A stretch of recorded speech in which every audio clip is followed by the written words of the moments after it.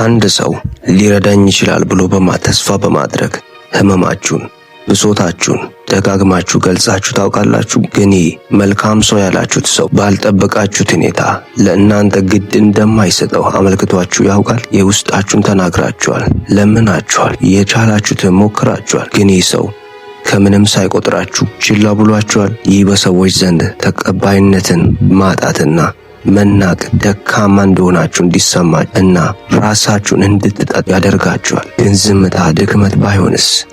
የእናንተ አለመኖር የሚሰማችሁ መናገር ባቆማችሁ ቅጽበት፣ ለእያንዳንዱ ነገር ማብራራት ባቆማችሁ ቅጽበትና ምላሽ መስጠት ባቆማችሁ ጊዜ ቢሆንስ? ሰዎች ለማኝ ከሆናችሁ እናንተን በማጣታችሁ አይቆጩም። ዝም ስትሉ ግን እናንተን በማጣታችሁ ይቆጫሉ። ዝምታ ባዶ አይደለም። ዝምታ መስታወት ነው። ምላሽ መስጠት ስታቆሙ ራሳቸውን ለማየት ይገደዳሉ። እናንተን እንዴት ሲያደርጓችሁ እንደነበር ያስታውሳሉ። ያጡትን ያውቃሉ። በጸጥታ ስትተዋቸው በአንድ ወቅት ሞልታችሁት የነበረውን ባዶ ቦታ ያዩታል እና ሰላምን ስትመርጡ በመጨረሻም የድርጊታቸው ክብደት ይሰማቸዋል። ይህ ጫወታቸውን ስለመጫወት አይደለም። ይህ ኃይላችሁን ስለመጠበቅ ነው። እናም በመቀጠል ምንም ሳትናገሩ ሰዎች እናንተን በመጉዳታቸው እንዲጸጸቱ ያደርጋቸዋል። እና በዚህ ቪዲዮ 7 ዝም ያሉ ባህሪያትን እናያለን። አብራችሁን ቆዩ።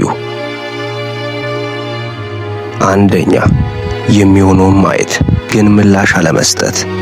ሁሉንም ነገር ታያላችሁ፣ ነገር ግን ምንም አትሉም። ቁጣችሁ ቁጥጥርን ይሰጣቸዋል። ዝምታ ግን ቁጥጥር እንዲያጡ ያደርጋቸዋል። ምላሽ መስጠት ስታቆሙ እንዴት እንደ ተጎጂ ሆነው ለመጨቃጨቅና ለመወንጀል ወይም ለማታለል ስልጣናቸውን ያጣሉ። እርጋታችሁ ከጭወታችሁ በላይ ባህሪያቸውን ያጋልጣል። እናንተ ከእንግዲህ በኋላ የእነርሱ የድራማ አካል አይደላችሁ። ከርቀት እንዳላችሁ ተመልካች ናችሁ እና ይህ ዝምታችሁ ከቃላት በላይ ይናገራል።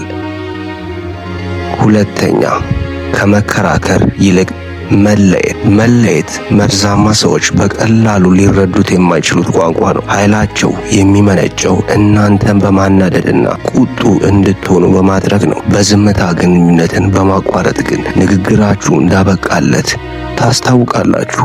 እነሱም እውነቱን ያውቁታል። ለመረዳት ፍላጎት ለሌለው ሰው ህመማችሁን ማስረዳት አቁማችኋል። እናንተ የምታሸንፉት ክርክሩን በማሸነፍ ሳይሆን ወደ ቀለበታቸው ለመግባት ፍቃደኛ ባለመሆን ነው።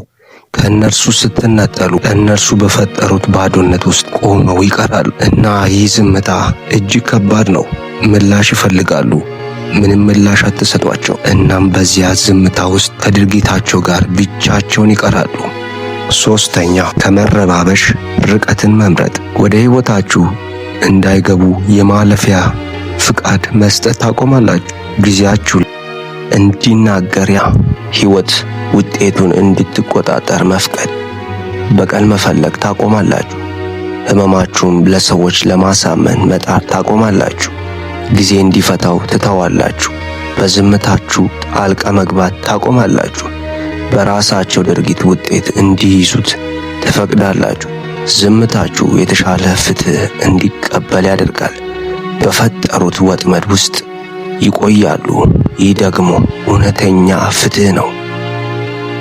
ስድስተኛ፣ ሰውን ከማስደሰት ይልቅ ሰላማችሁን ማስቀደም።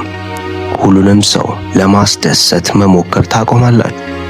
ከሰዎች ማረጋገጫ መፈለግ ትተዋላችሁ።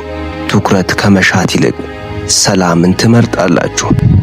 ለሰላማችሁ ቅድሚያ ስትሰጡ በእናንተ ያላቸውን ቁጥጥር ያጣሉ። ይህን በማድረጋችሁ አንዳንድ ሰዎች ያከብሯችኋል፣ ሌሎች ደግሞ እውነተኛ ዓላማቸውን ይገልጣሉ። ሰላም ጠንካራ ድንበራችሁ ይሆናል። ሰባተኛ፣ በለውጣችሁ እንዲደነቁ መተው። እድገታችሁን አትገልጹም፣ ፈውሳችሁን አታሳውቁም። ዝም ብላችሁ ትቆያላችሁ እና አሁን ይገረማሉ። ምንድነው የተፈጠረው ይላሉ። ለምን ምላሽ መስጠት አቆማችሁ ይሏችኋል። ዝምታችሁ ያልተመለሰ ጥያቄያቸው ይሆናል። በዚያ ቦታ ጸጸት፣ ያድጋል። ማጠቃለያ፣ ሰዎች መጋለጥን አይፈሩም። የሚፈሩት ችላ መባልን ነው። ዝም ብላችሁ ስትተዋቸው ጸጸታቸው መጮህ ይጀምራል። ሰዎች ለማኝ ከሆናችሁ እናንተም በማጣታቸው አይቆጩም። ዝም ስትሉ ግን እናንተም በማጣታቸው ይቆጫሉ። ውድ ቤተሰቦቼ ለዛሬ ያቀረብኩላችሁ ይህን ይመስል ነበር። በቀጣይ ቪዲዮስ እስከምመለስ ደህና ቆዩልኝ።